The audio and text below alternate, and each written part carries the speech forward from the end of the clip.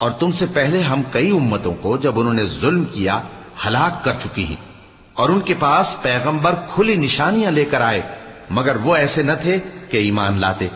ہم گنہگاروں کو اسی طرح بدلہ دیا کرتے ہیں۔ پھر ہم نے ان کے بعد تم لوگوں کو ملک میں خلیفہ بنایا تاکہ دیکھیں کہ تم کیسے کام کرتے ہو، اور جب ان کو ہماری آیتیں پڑھ کر سنائی جاتی ہیں تو جن لوگوں کو ہم سے ملنے کی امید نہیں وہ کہتے ہیں کہ یا تو اس کے سوا کوئی اور قرآن بنا لاؤ یا اس کو بدل دو۔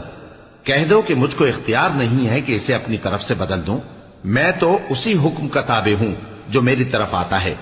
اگر میں اپنے پروردگار کی نافرمانی کروں تو مجھے بڑے سخت دن کے عذاب سے خوف آتا ہے۔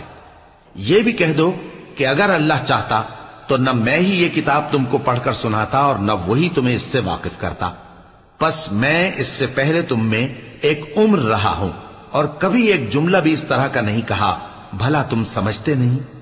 تو اس سے بڑھ کر ظالم کون ہوگا جو اللہ پر جھوٹ باندھے یا اس کی آیتوں کو جھٹلائے؟ بے شک گنہگار فلاح نہیں پائیں گے۔